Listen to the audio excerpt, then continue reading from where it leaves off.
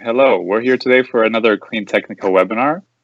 This webinar is focused on attracting and retaining residents with EV charging for multifamily, multi-dwelling unit complexes and communities. The experts with us today to talk about this are very well versed in the topic. We have John Karambelas, Chief Revenue Officer at EV Connect, and Keith Gillan, President of Murn Properties. CleanTechnica, as hopefully everyone viewing knows, is a top clean tech media and analysis company. We publish about 15 articles a day about the clean tech industry with a heavy focus on electric vehicles these days. EV Connect, John will tell you more about, and Murn Properties, Keith will tell you more about right now.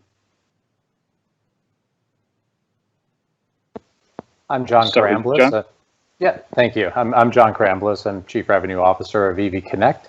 EV Connect's been in the industry for about 11 years, providing charging and charging management services to various verticals, including multifamily, which we're talking about today, as well as higher education, municipalities, and increasingly fleet. I have a 27-year career in tech and infrastructure sales, spending the last 15 of which in the software industry. And I look forward to having this exchange today. Keith? Great. Well, number one, thank you very much for having me on. Happy to share some thoughts about the current industry. As is said before, my name is Keith Gillan. I'm with Murn Properties. I'm the president of the company. I've been in the multifamily industry for a little over 22 years at this point. I actually had my 22-year anniversary a couple weeks ago. So I started on the front lines in leasing and worked my way up over the past 22 years. So I've certainly seen a lot, although I joke recently that no one was prepared for the last year, so things continue to evolve, and I will stop saying that I've seen everything, because I clearly have not. So again, thank you for having me. Look forward to the discussion.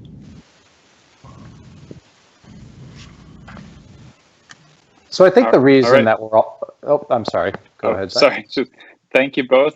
We're now going to jump into a presentation industry overview that John will lead. And then we'll get into debunking some myths and Q&A. So you can ask questions at any time, but we'll get to them after the presentation and some debunking myths section. Thank you very much. John, take it away.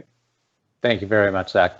So I think the reason all of you are here today is because you start to intuit what I'm displaying here on the screen, that there's an increasing adoption of electric vehicles, and that will be increasingly driven by your residents as they pull up to your properties. Right now, we're forecasting that 31 million vehicles will be on the road by 2030. And you probably saw during the Super Bowl the announcement of GM that they're going all electric by 2035. It's really it's something that we're increasingly seeing within the market, and we're constantly working with owners of multifamily properties to say, how do we get there, and how do we serve this new cohort of residents that are coming?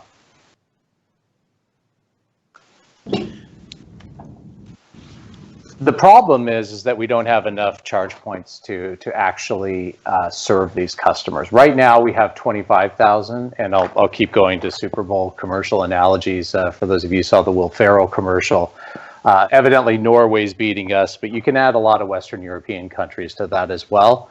We've got a really big country and only 25,000 charging stations right now to serve these vehicles that are coming online. You all serve about 100+ million residents that come to your properties, and you can kind of see that this math really isn't lining up right now. And John, just to jump in, if you don't mind, just a little bit. Yeah, the interesting thing, and I know we're going to get to it in a little while, but the last slide, in 06, and the number of cars that are growing is really exceptional, and I think we've all seen that. We will continue to see it, but as it impacts the multifamily world, and that's my world, the question is, bringing these chargers to our residents. And as we used to talk about, there was amenity wars. How big is your clubhouse? How big is your amenity space? How big is the fitness center? What's the California kitchen look like, etc. The reality is that charging no longer is an amenity; it's a necessity. And I think that's really where we're at this point, and we need to start embracing it. And I think, if I can speak freely, the multifamily industry has historically been sometimes slow to adopt some technology, and that's certainly improved over the past couple of years.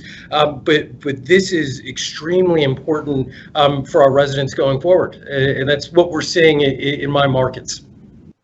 No, that's excellent feedback, because I've heard the same thing from the clients that we deal with. They're really looking at this almost as laundry, that necessity that you talked about, but increasingly in the search process, it might be something that is an in or an out. If they've adopted an EV, they're going to seek out on those various listing services the properties that are most ready for EV charging, because that's the way they're going to choose to fuel their cars in the future. Yeah, and John, just real quick, and I'm sorry, I promise I'll let Zach get to the next slide, but that's an important thing that we need to talk about, is that years ago when we all started listing our communities on ILSs, internet listing services, whether it be Zillow or apartments.com currently, residents and our customers filter what they're looking for out of a community. The easy ones to talk about, they filter because they want a one bedroom that's less than $1,500, or they want a community that allows pets at a certain weight limit. The reality is, and what we've seen, is that people are making decisions if there's properties that have car charging stations or not. And we'll talk about specific examples as we go on. But if there's a household and they have two cars, one of which is an electric car, well, they're not going to move to a community that doesn't have charging capability. And I think that kind of moves into your next slide, where are people charging? But the reality is, over the past 12 months, what we have seen is, I'm lucky today to be in the office by myself because I get more work done here. But, in the office, I don't have to wear a mask because no one else is here. But my parking lot's empty. There is no one here. So really, when we've got residents that are coming into these communities, they're looking at us saying, hey, I've got an electric car.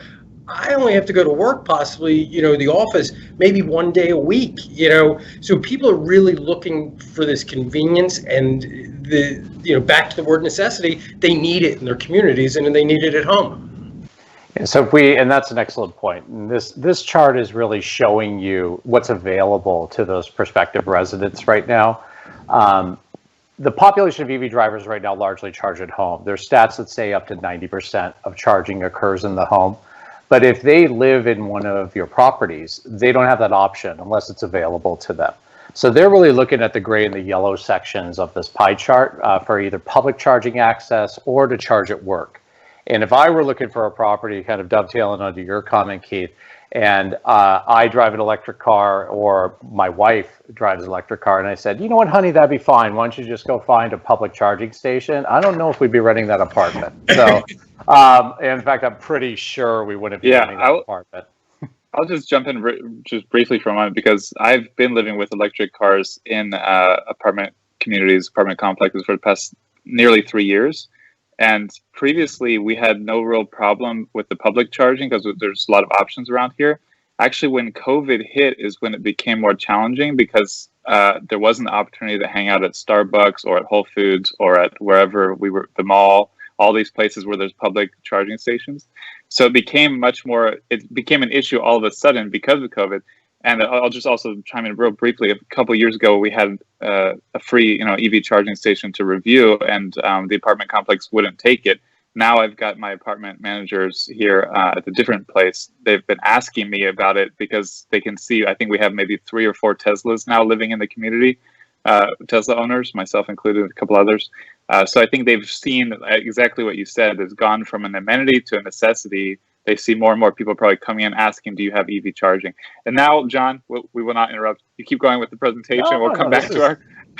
This is the conversation we want to have. So this slide just shows exactly what we've been talking about. We're creating potentially a bunch of what we call in the industry garage orphans, people that want to charge at home but don't have the ability to. And if they're in a multifamily unit, how do we bridge that gap? So next slide, please.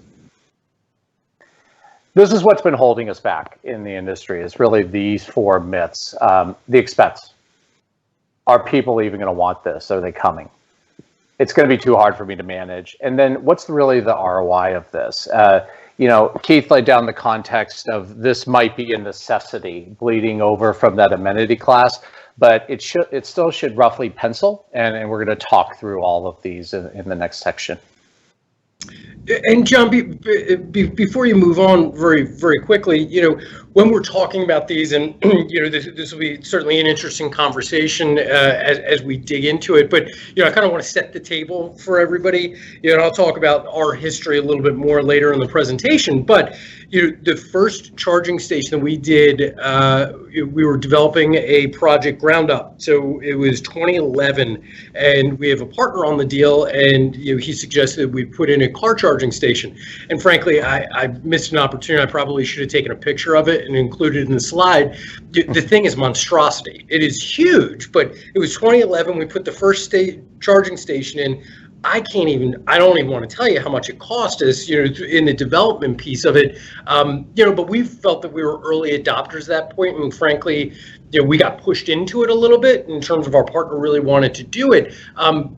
But since it was installed in 2011 and subsequently, and we'll talk about this project a little bit more later, but the usage of the station there, as well as how we've expanded the service that is there at that particular community, it is really evolved. But it's almost humorous to see how the physical technology has changed over the past couple of years, and I can only imagine how much it's going to continue to evolve in the coming years. As back to what you said originally in terms of the number of people with electric cars is going to skyrocket in the coming years. No, and that's why I think we have to go through these four myths and kind of make this a more accessible amenity / necessity for the property owners that we're dealing with, because they see that it's happening and they just want to know how to get from here to there. So if we could talk through some of these with the expense, there's a lot of public money available right now. California and New York have about $1.5 billion committed.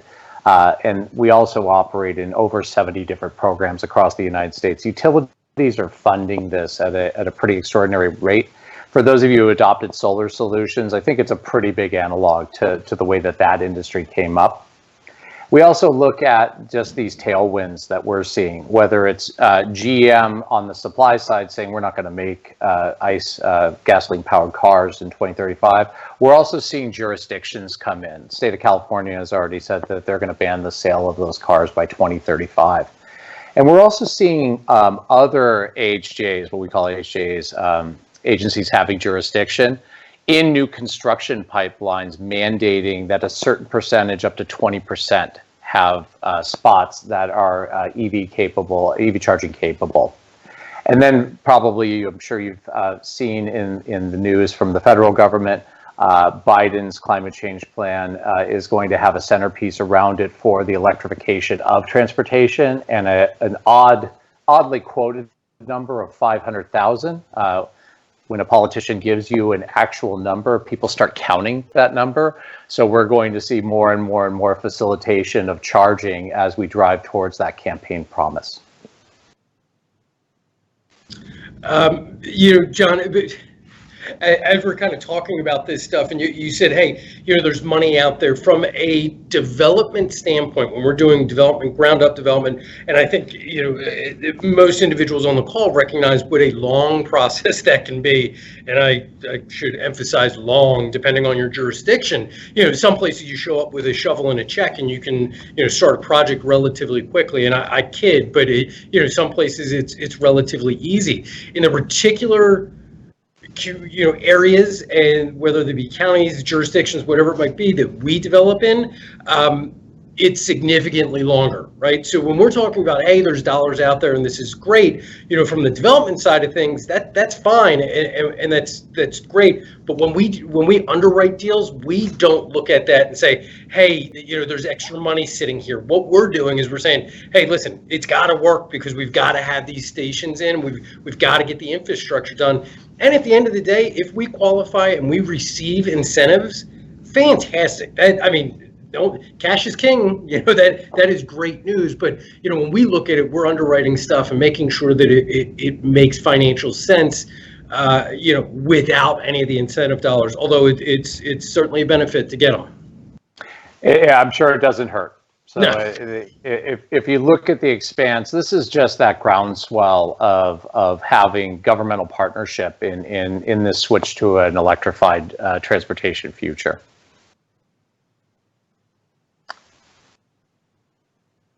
So I think we probably have beat this one to death, but we'll punctuate it with a couple more stats right now. I don't think any of you would be here if you didn't believe this was something that was emerging. But 20% of all Americans are looking at an electric vehicle for their next purchase. That's pretty astonishing. And we really see that within about a 20-year horizon, we're going to see over half of the cars that are pulling up to your buildings. They're going to be looking to fuel, and they're going to be driving electric increasingly. But punctuating on Keith's point is this last stat that nearly 60% of residents, when polled, and this is that twilight once again between that amenity and that necessity, they're willing to pay a premium to be able to have the convenience of charging at home. And that's what I think we're here today, is that it's not about whether this is coming or not. It's about when will you make this investment, or when will you consider this as part of your competitive landscape for your properties and to attract and retain tenants. And hey, John, I agree with you 100%. And I make the analogy a little bit to when LEED certification started. Years ago, when buildings were getting LEED certified, and there was a lot of commentary and a lot of questions about, hey, is your demographic going to be paying a premium? Do they want to pay a premium? And when it originally started, yes, that certainly happened, and people were paying a premium. What eventually it evolved into is that, as a younger generation continue to, become our renters, frankly, it was expected. They expect you to be good stewards of the environment. They expect you as a developer to be doing certain things. So again, I'm not disagreeing with what you're saying, but a counterpoint, in my opinion, is that this is going to be expected, right? It might not be today, but although I think it is expected in certain communities, but the volume of charging stations will continue to increase. And I know we keep saying the same stuff and we're hammering the same point, but there's a lot of analogies out there, and it is what is going to be expected going forward. And you can't get left. You can't get left and not planning for it. And that's precisely what we do. Yeah. Well, Keith, I've got 7 more slides that just make the same point. So if you could just let me get to this. Go ahead, Zach. We co-hosted a EV charging conference in Abu Dhabi, UAE, a few years ago, and we had a presenter who owned manager of a bunch of hotels in the region, and he made the same point in the way comparing it to wireless internet. That initially some people ask for it, and it's a nice amenity.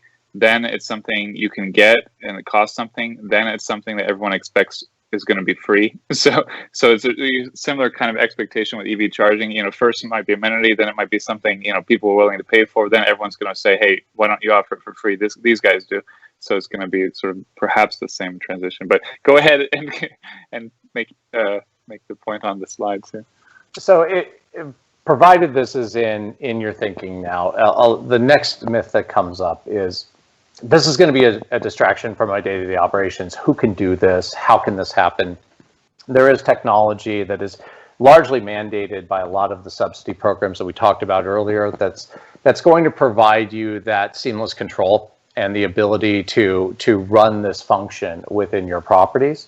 And that also includes not only support for the property manager or the person on site, but also for the drivers that are pulling up as well, because it's really a two-pronged approach to support. And John, just a little bit on that, from an operations standpoint, we've got so many things that are happening from an operations, and frankly, that's why I love the business, because it changes on a day-to-day basis.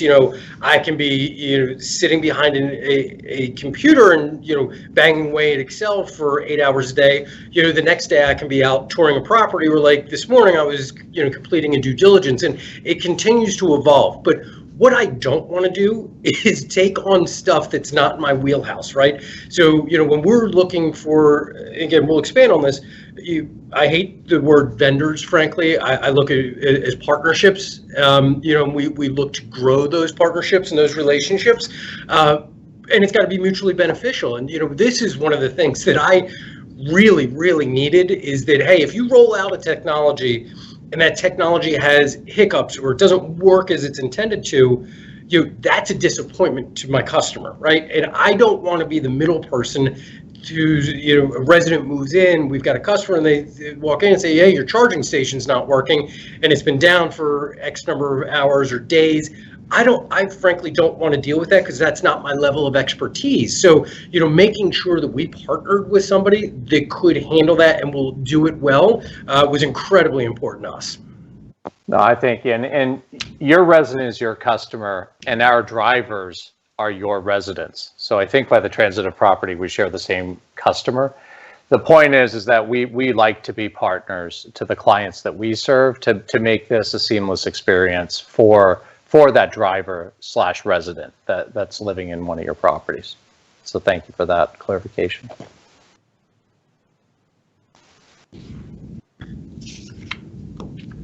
And with that, I'm going to, without further ado, introduce you to Keith. So Keith, if you don't mind, a quick introduction to Murn.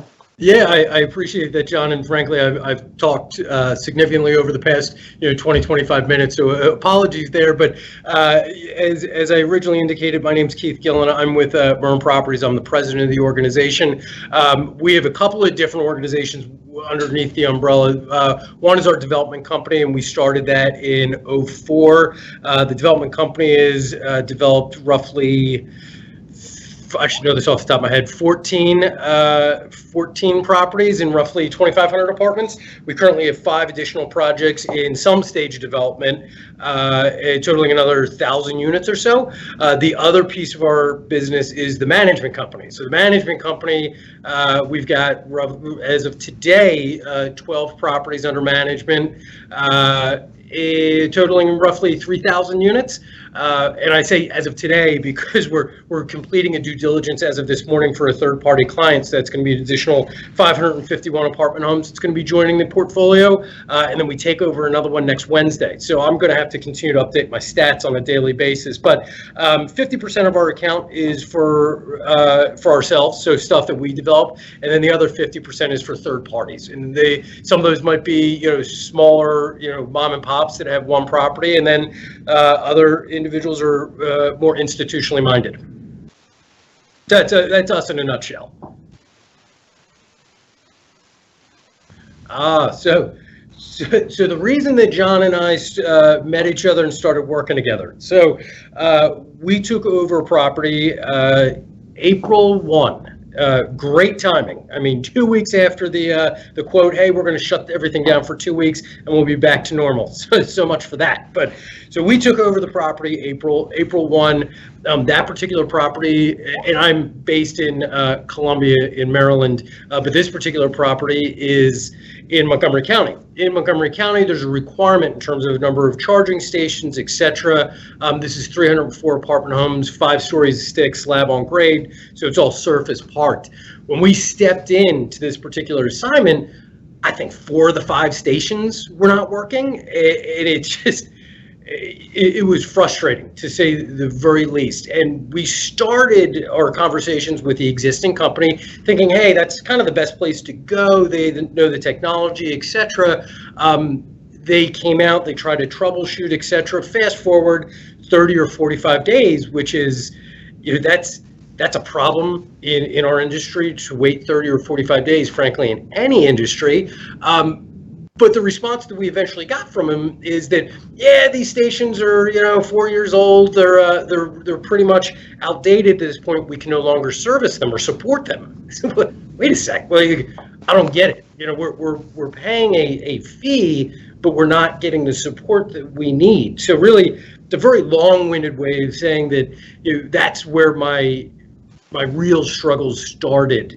That's when we started to really explore, who are we going to partner with? And again, that I use that term, might have started as, hey, what vendors are out there? Who can we talk to? But then it quickly morphs into, who's going to be able to grow with us, right? Because we've got the management piece of it, which again, half of it is for our own account, the other half is for third parties. But from a development side, we've got a pretty robust pipeline.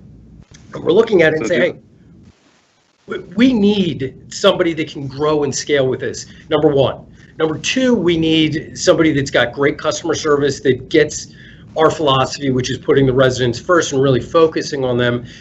And then three, which was very important to me, given I did my graduate work in technology, was that we needed something that was, for lack of a better term, and John can speak to this, but open architecture, right? I don't want to get handcuffed to a supplier, vendor, whatever it might be, that I'm locked into an extensive long term, that as technologies start to morph and grow, and as quickly as they do, that I'm stuck. And what started as providing, whether we called it amenity or necessity to my residents, now has become like an anchor in the sand, because it's not the latest and greatest, and then people will start to judge us on that. So there was a lot of factors that kind of went into this, and that's really where John and I started our relationship, and that's really, and it's fostered over the for a period now, and it's really kind of growing as we continue to grow. And frankly, John, I didn't tell you finished installation at one of our projects today, and everything went well. So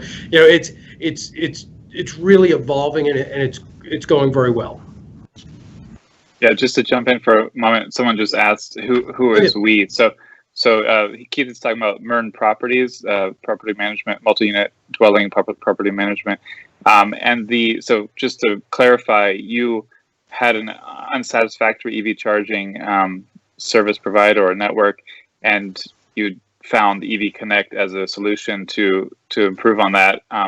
Just one question: so did EV Connect then take over those chargers and make them operate better, or did you have to just put in new chargers and start working from there? And lastly, before you answer that, you do realize April 1st is April Fool's Day, right? So you shouldn't sign a contract on April Fool's Day in 2020. Hindsight, 2020 hindsight, But Zach, I certainly appreciate that. You took me off my game, because now I got to go back to the rest of the questions. But to answer it in short, so when we started vetting, and again, John, I don't want to monopolize too much time, but when we started vetting, who we were going to partner with and moving forward, part of my responsibility, fiduciary responsibility to a third-party client, and frankly for our own account, is making sure that we're looking at a number of different providers, both from a money perspective, but also from a software solution or hardware solution. So we went through a number of different bids, proposals, etc. And that's when John and I, when we ended up with EV Connect. And again, I won't give specifics, and John can certainly add if he'd like to, but we replaced all the hardware, because what we looked at it was like, whoa, hold on, like this makes all the sense in the world. All of a sudden, we replace the hardware, we get new hardware, which is much, frankly, more attractive, aesthetically pleasing to look at, works significantly better, easier user interface. Oh, and by the way, my monthly recurring costs, and I shouldn't say this out loud to John, went down, right? So, there's two different things when I'm looking at a capital investment. One clearly is the upfront capital cost, and depending on, how you're accounting for stuff, whether you leave it in operations or you capitalize it, that's one thing. The second thing that we're all aware of is, what's my recurring cost on a monthly basis? Because, half of my job clearly is to push the top line, the revenue, et cetera, resident satisfaction, which we'll talk about.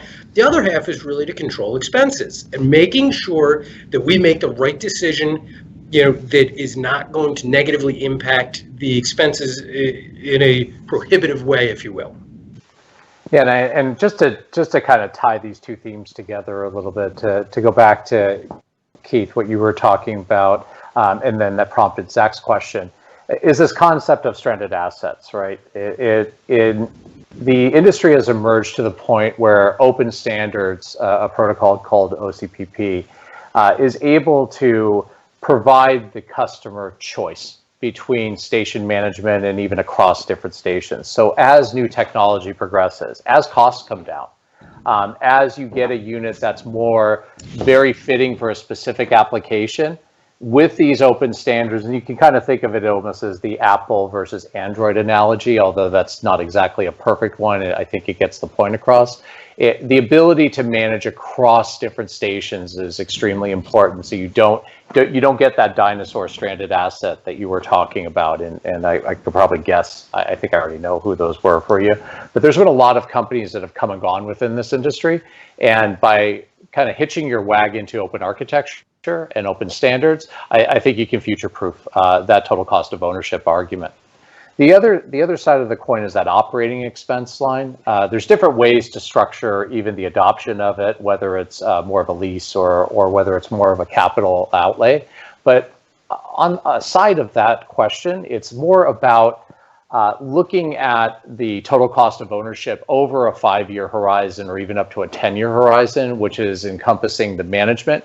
We haven't even talked about the revenue side of this because there are some questions coming up in chat right now about how rates get set, and we can address that over time. But there are market rates established that your residents would be pretty familiar with, being EV drivers. And as long as we can advise and charge a fair market rate, we're finding increasingly that we can cover the cost of not only the electricity, but also the operation, and sometimes even in cases of turning a profit. But a lot of the clients that we have are looking to engineer a different business goal, whether it's I want to just break even, or I'm going to give it away for free because I think the marginal tenant will be attracted or retained.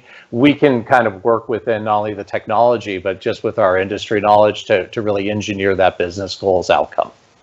Well, and John, you bring up a good point, and I promise, Zach, we'll move off this slide, but there's different ways to look at it, and we've had conversations. What does this look like, right? Does it, in terms of, is it a break-even endeavor for me? Do I look at it as a cost of doing business in terms of the expense of the actual energy? Or am I looking to make $1? And a lot of that is, it could be potentially client-driven, whether it's for a third-party account or if it's internal. And I can speak, specifically to us internally. We look at it and say, listen, we're creating value at the property because we're retaining our residents, we're making them happier, and we'll go into this whole thing in a little bit, but it's not necessarily a money-making deal for us. What we're doing is we're looking to say, hey, it's got to be cost neutral, and if we achieve neutrality there, that's fantastic. And really resident satisfaction is where we're picking the rest of it up. And that's important. So we look at it as really just a benefit for our residents and really a market differentiator.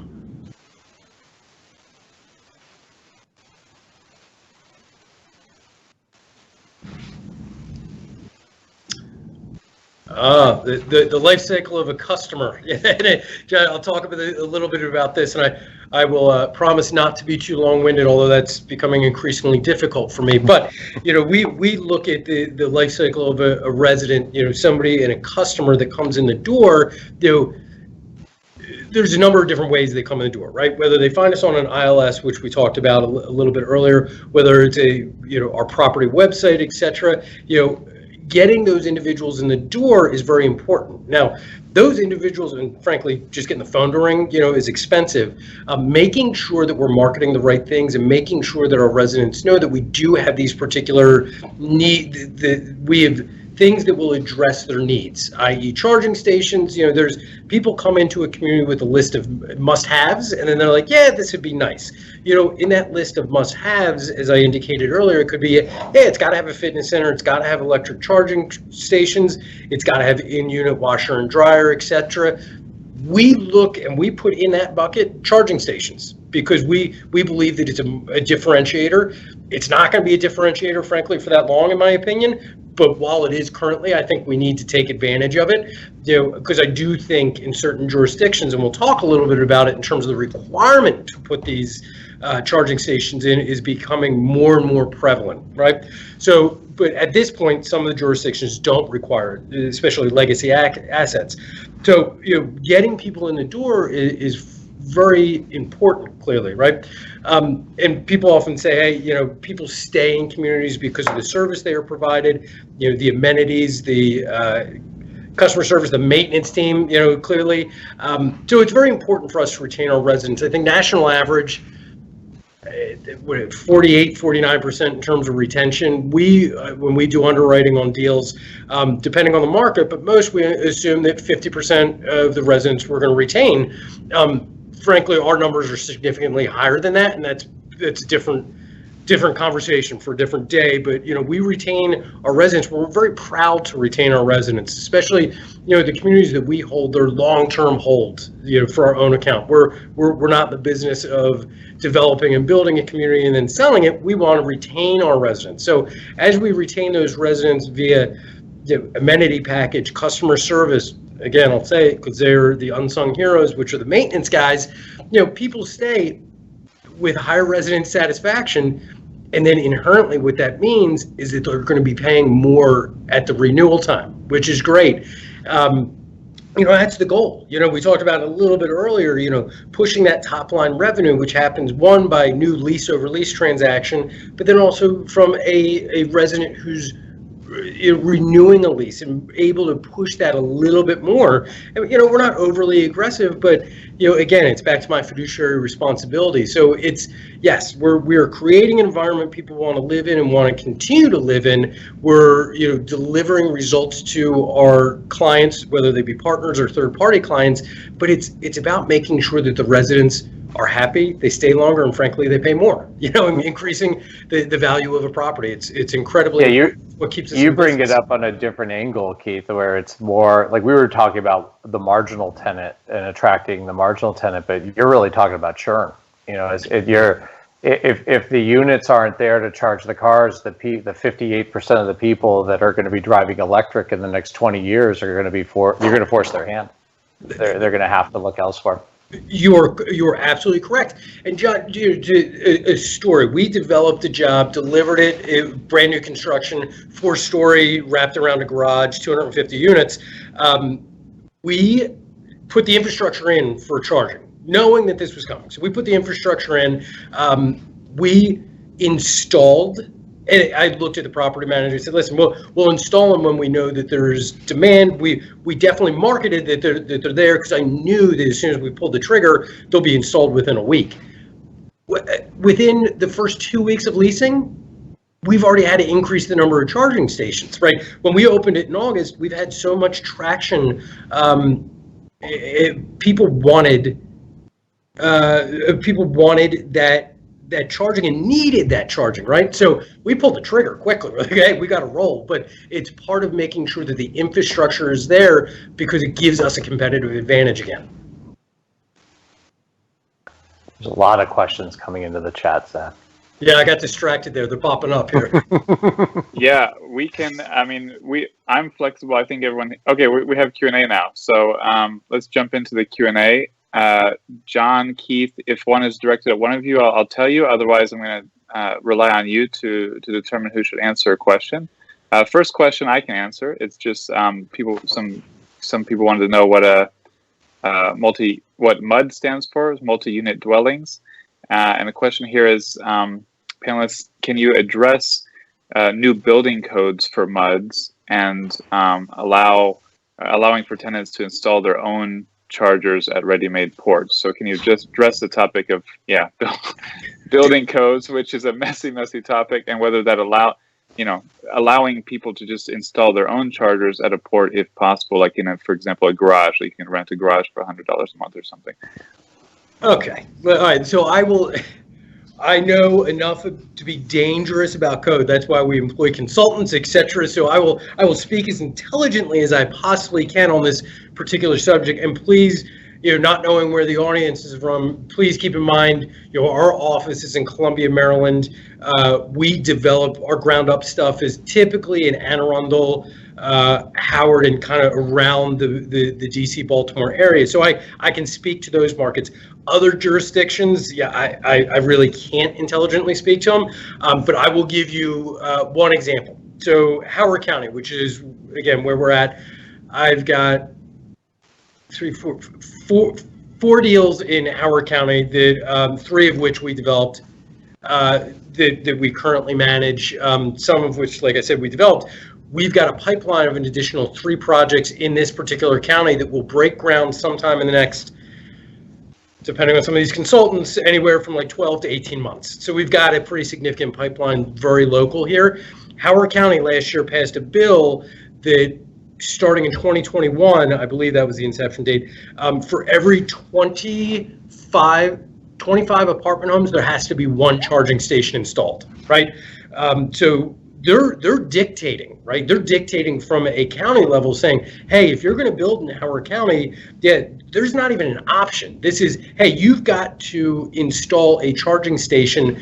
And whether that's in a structured garage or if it's standalone garages, a podium building, whatever it is, you've got to have these charging stations. So we clearly are programming those in, but we're also programming the other thing, which is the infrastructure and the ability to expand as the demand goes up, right? So if we've got a structured garage and the apartments wrap that garage, it's not terribly easy after everything is built to start chasing, power, and you've got to make sure that your panel is sufficient enough to be able to manage additional chargers. So all of that happens now in the early stages. So we put the infrastructure in place, we're ready to go, and we can meet the county requirement. But just like, building to green codes or, LEED certification, there's a lot of jurisdictions that are pushing us, and to just hit code requirements, you're almost there on a certain thing. So, we don't do things to meet minimum requirements. We do things because we're long-term holds, knowing that the demand is going to be there. So that's one way to answer your question. 2, in terms of existing jobs, so we've got some jobs that are a little bit older. We're all aware you got surface park, and in surface park communities, we've got some standalone garages, which is basically just a stick 5 different garages that residents can rent. And then you've got structured parking, which we already talked about, and also podium. In our standalone garages, if a resident comes to us and says, hey, I've got an electric car, I would like to, install a charging station within that, that stick of garages, that's fine. And frankly, we look at it as it increases the stickiness of that resident, as silly as that sounds. But if they take, and we allow them, which we do, to install a charger in that standalone garage, number 1, they're happier. Number 2, it's already done. So it's like, why are they don't want to leave at that point. So we allow residents to do that. So hopefully that answered your question.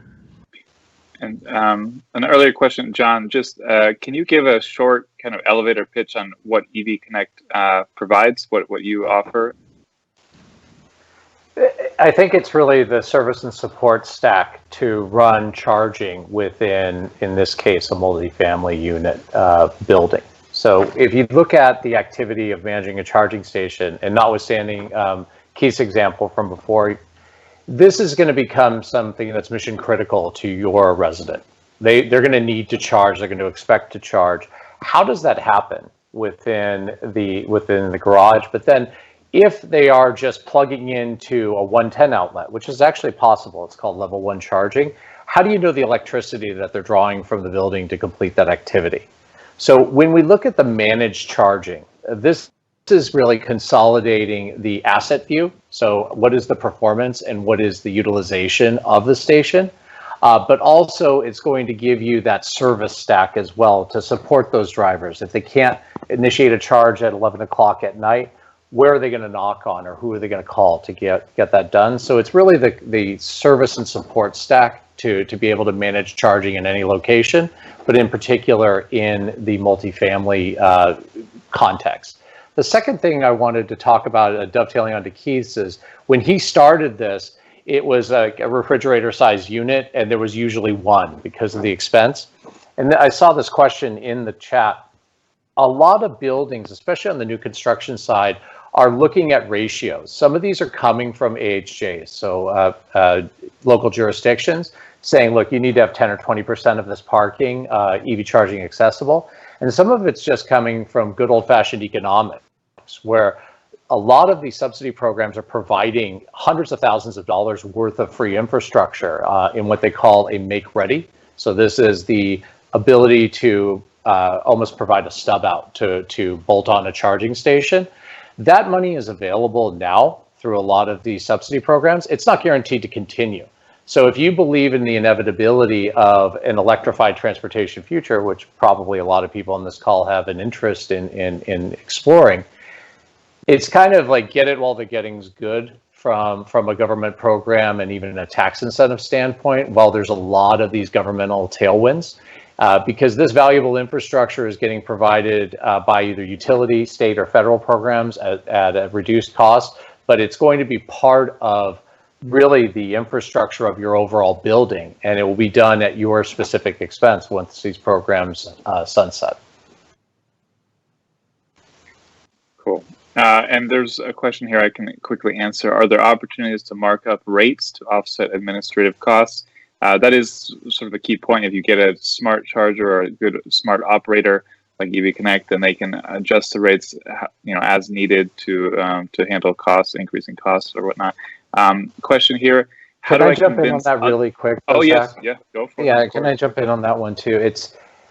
I want to make sure that it's clear that you all would own this equipment and be able to run this equipment. We're a technology and service partner to support that effort.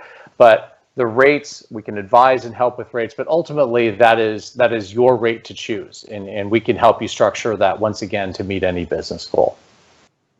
Yeah, and do you want to expand a little bit on what rates can be based on, whether it's kilowatt hours or time or what? Sure. I mean, there's a multitude of ways to do it. We tend to engineer it towards a goal. So a lot of our customers in different sectors are like, hey, you know what, we want to serve a customer for 2 hours if it's like a mixed use retail, and we want to get the customer served while they're here enjoying dinner or entertainment, and then we want them to move on after 2 hours. In a multifamily context, we're assuming there's an overnight, what we call a dwell time in the industry. They're going to be there for 8 hours while they're sleeping. So we have a lot more flexibility as to when we initiate a charge, when we schedule a charge, when we could do it when the rates are most advantageous at the lowest possible cost. So there's a lot of different intelligence that's available to make that activity as economic as possible. And talking about costs, in case people are not aware, the grid can, in certain places, certain regions, utility providers can charge different rates at different times, depending on electricity demand and supply. So often overnight it has lower rates, depending on the market. But so John's pointing out that they could optimize the charging for the times when the electricity rates would be lowest for you. So we jump to, how do I convince other owners to invest in this upgrade? How much is the upgrade?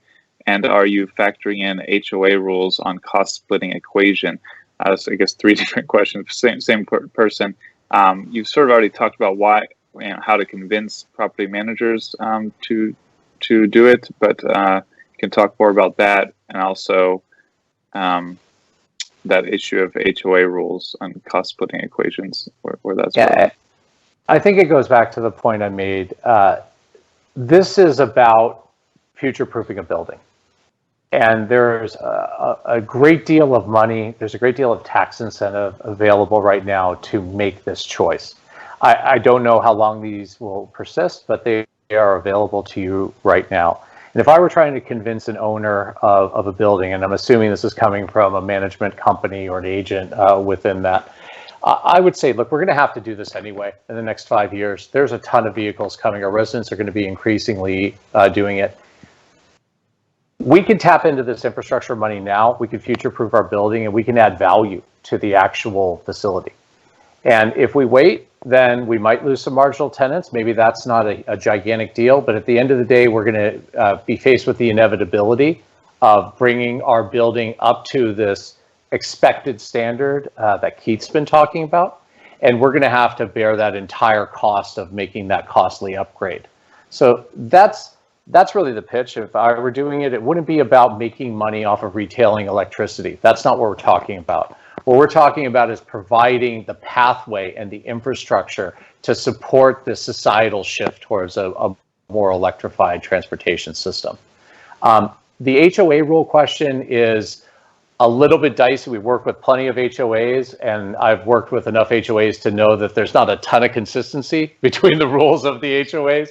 So the answer is yes. We do often work with our partners within the deal to make sure that we kind of dot all the I's and cross all the T's. But at the end of the day, there should be stewards that would be amenable to the same talk track that I just gave you, which is how are we adding value to our property and how are we making this a more livable space for all of our residents? So I think it should work itself out either on the economic standpoint or really from that extended service standpoint that we've been talking about.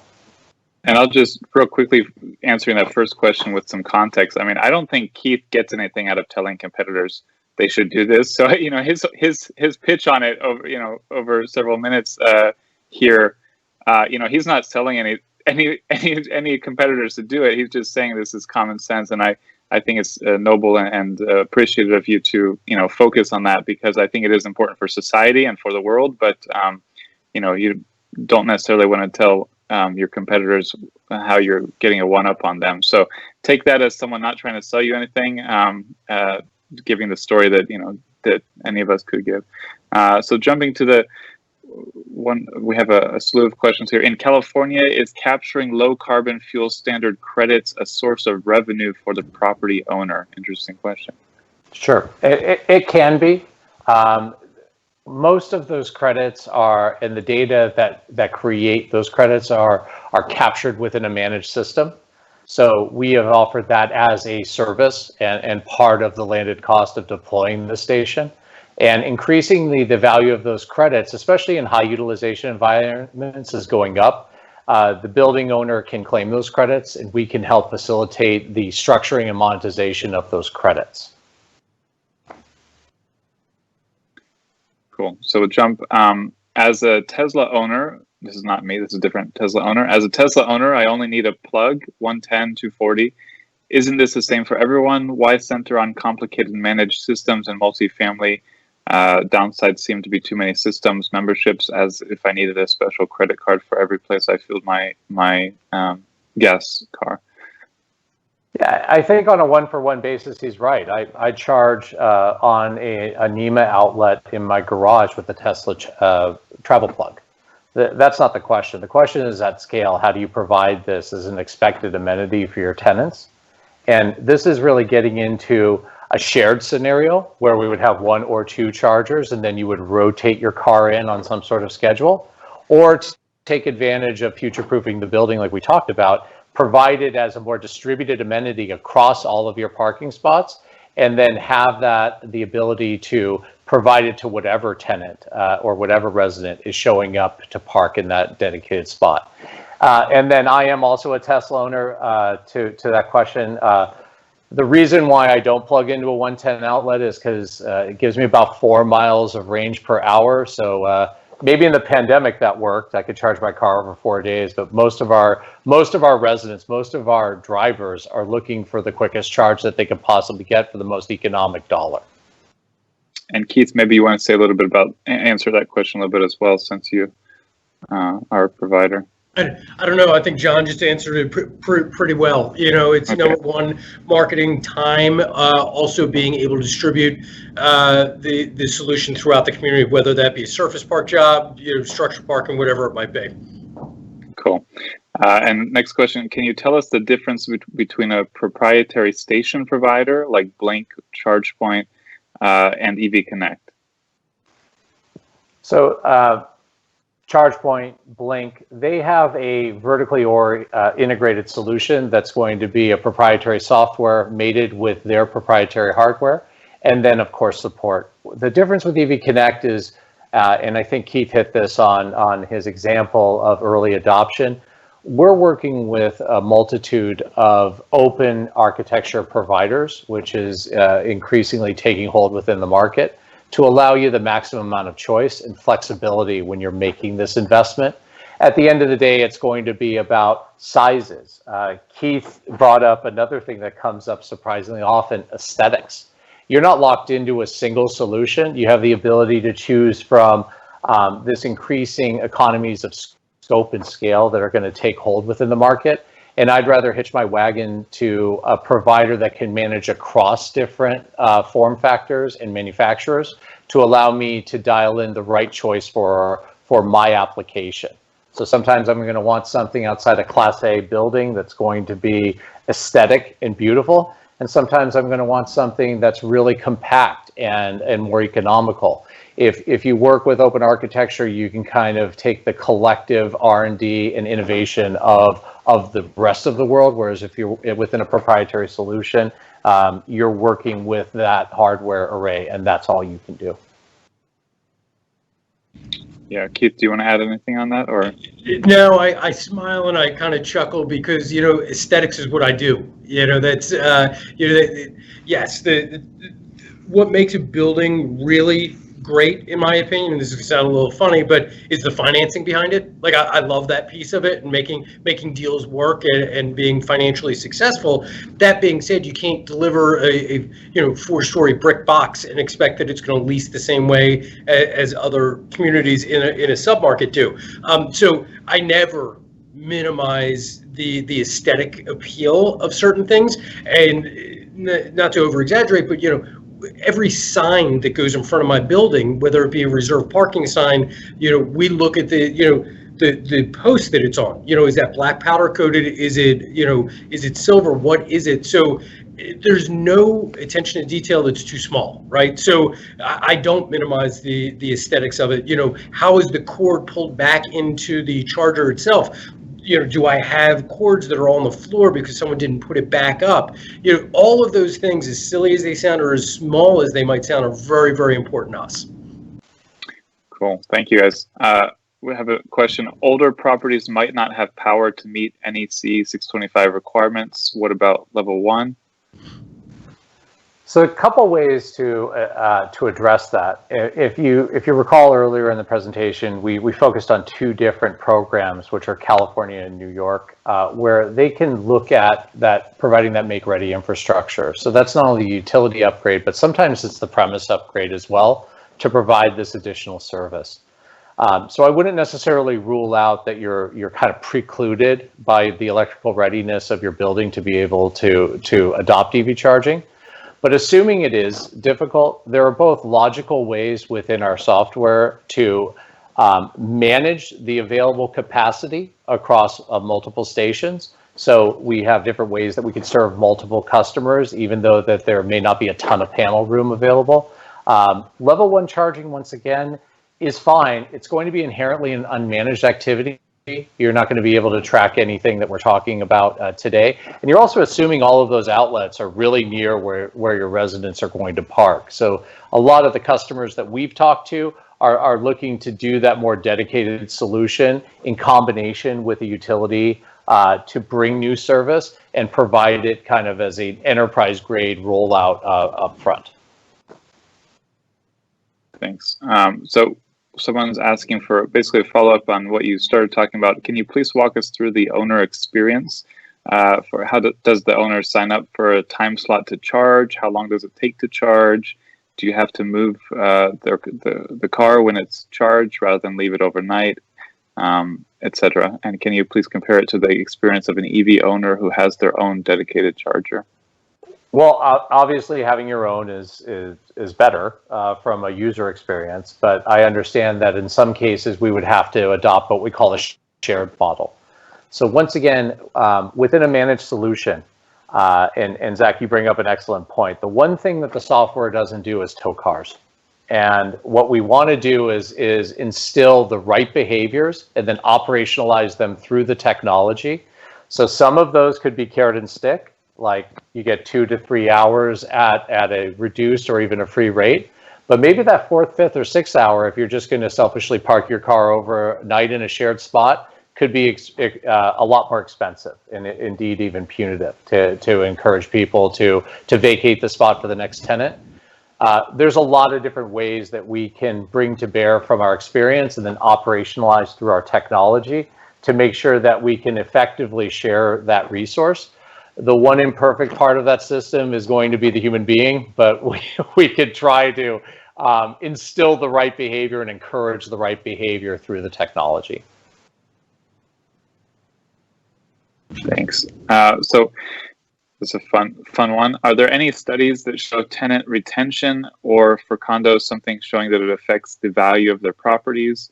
And as a follow-up side note to that, they say a large and wealthy HOA in their community turned down a 50% grant to install a few chargers in their common area that was being requested by one of their members. So I think the point is, how can you sell this with that point of retention or improving property value? Well, I can't. The value to the property equation, I think Keith's probably a better person to answer that. I mean, it's going to be in probably the six-figure range. It's literally going to be the utility work that goes into making the building ready for EV charging. So once again, that's available today. In 5 years, it may not be available. So that is a calculable expense. On the front end of that question, it's a little hard to monetize, or I'm sorry, to extrapolate this one variable of tenant behavior and say, oh, 14% more tenants stayed because we put in EV charging. I think that's more Keith's question to answer.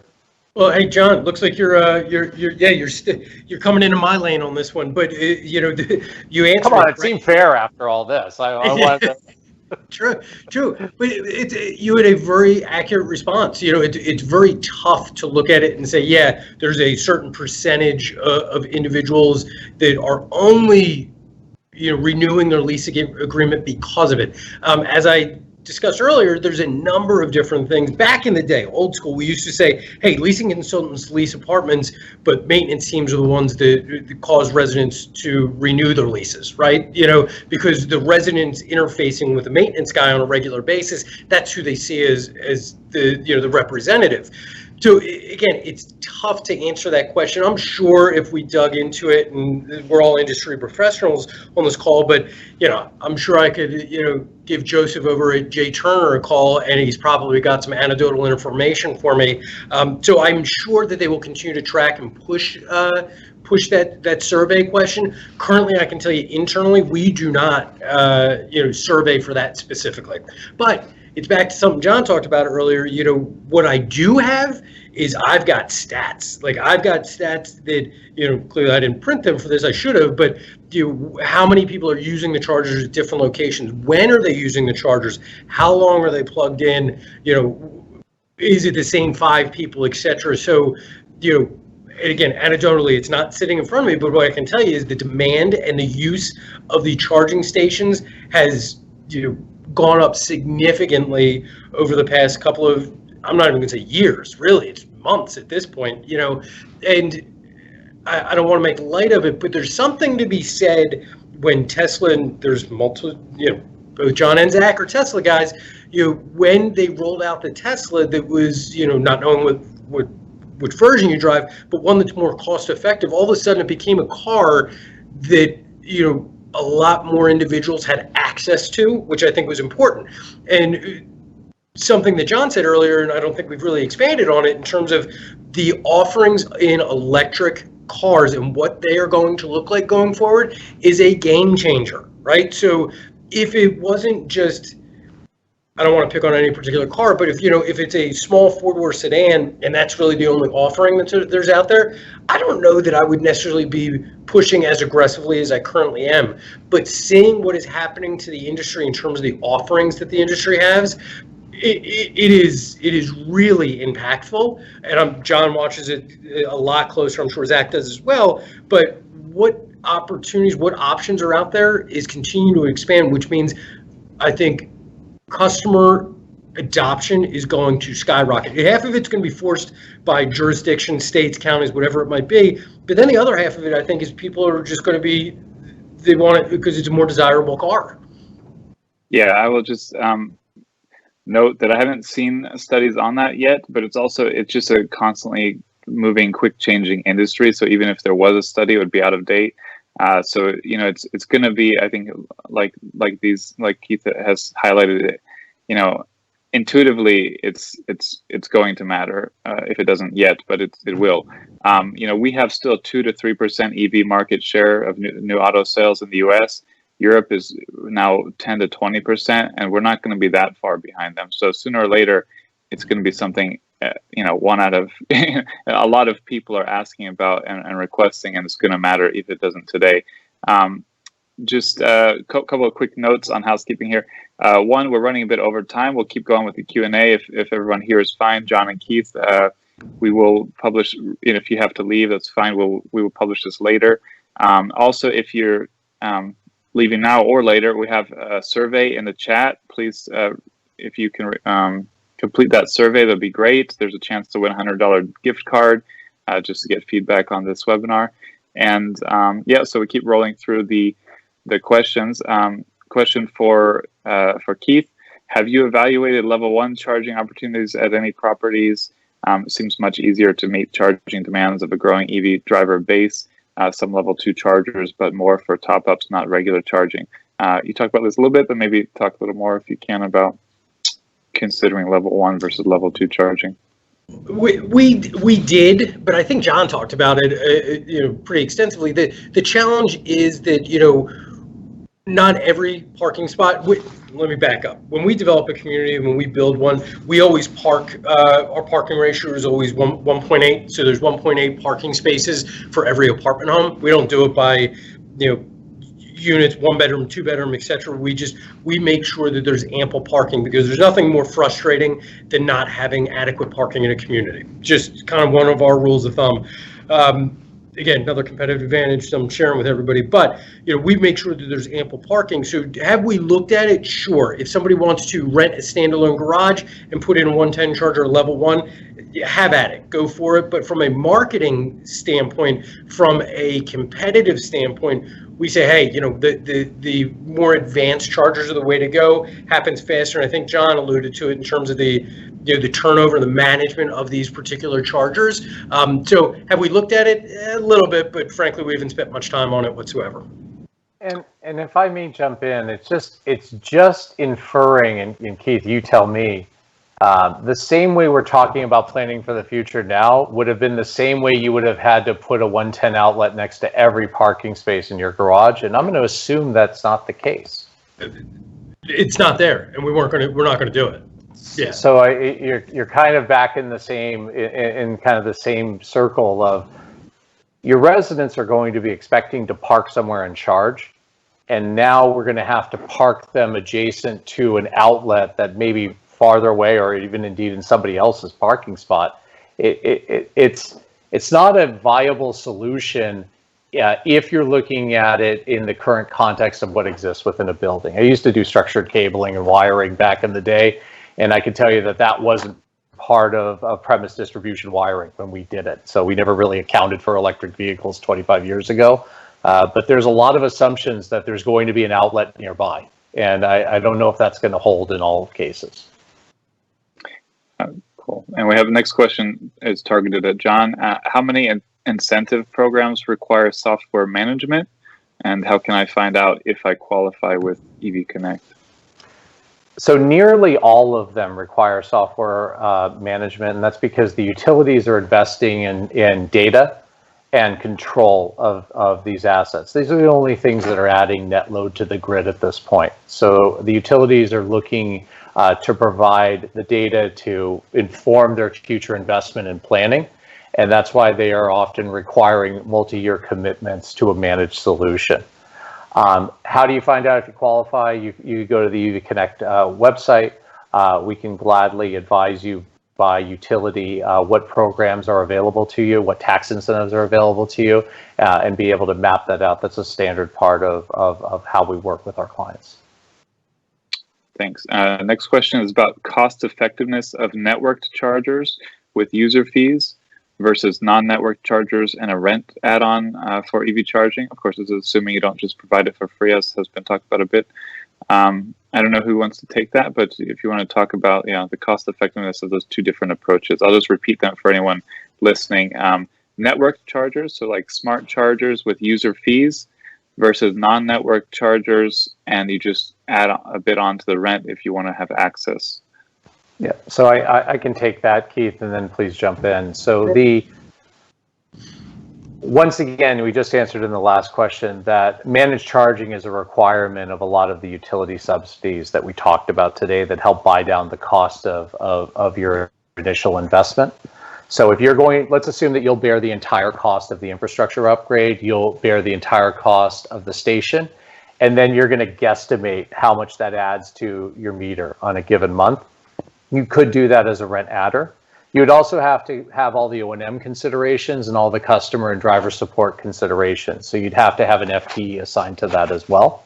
When you process all of the hard and soft costs of that, I think that there's a good argument for having the partnership that Keith and I have had over the years, because he doesn't want to concentrate on running an electric gas station in his parking lot or retailing electricity for money. He wants to have a partner that can take this obligation away and be able to deliver an excellent quality of service back to his customers. So I appreciate the question that there's ways to do it cheaper. That is not what I am here to do. I'm just asking if in the overall cost of ownership, when you account for FTE hours, when you account for the cost of the electricity, and when you account for the satisfaction that you're trying to deliver to the tenant, there is an argument for having a partner in the management area. Thanks.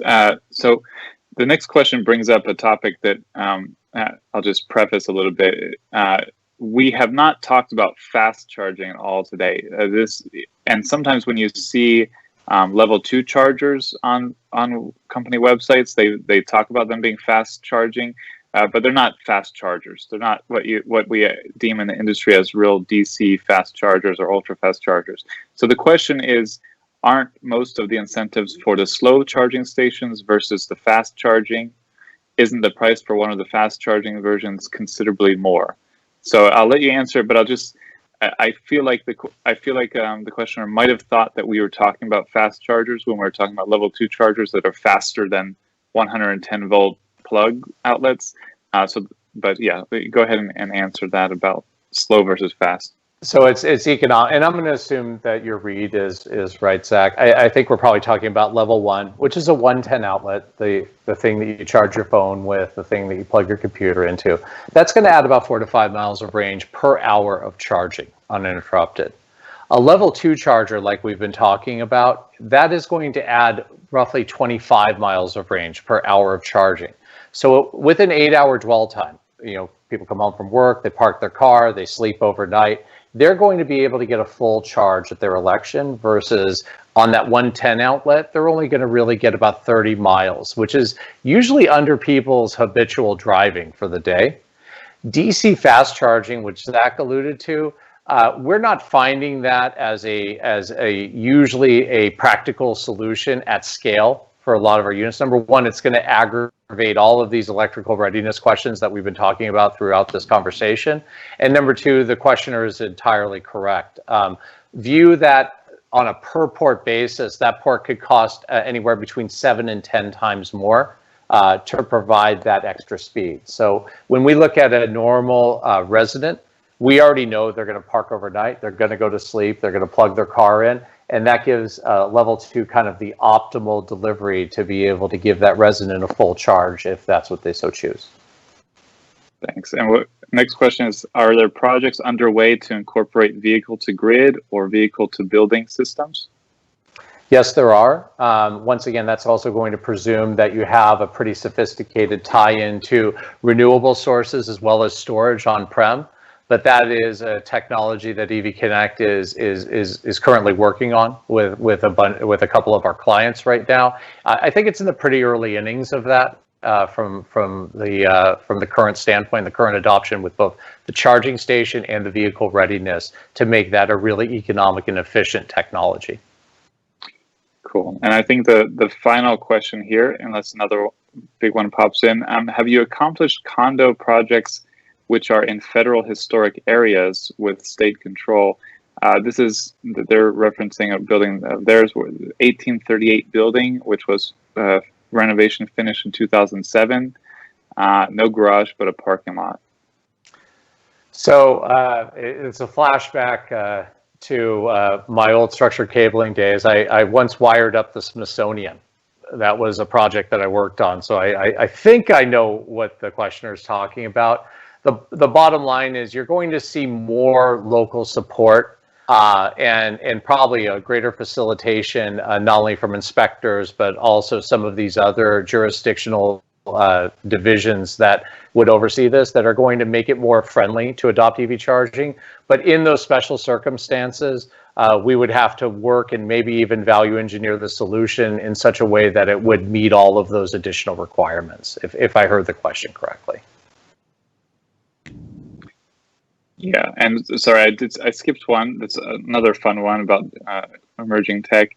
Are there currently plans that include inductive charging or wireless charging, or are they mostly wired charging stations, or entirely wired charging stations that you're working with? Yeah, right now, wired charging is the predominant methodology with standardized connectors for the majority of US cars that are available and the majority of the foreign cars that are available. Inductive charging gets brought up more. The vehicle manufacturers haven't really made a call on whether to support that or not. And if you can kind of think through a lot of the questions we have about the feasibility of installation and the rigors of installation, now we're talking about tearing up pads within a lot of parking lots. So it's a little more disruptive, but right now it's not a technology that is widely supported within the vehicle OEMs.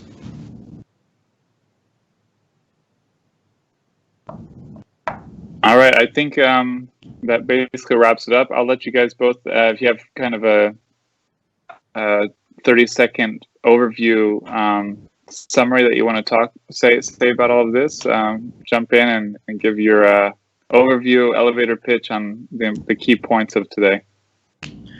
John, if you don't mind, I'll jump in first.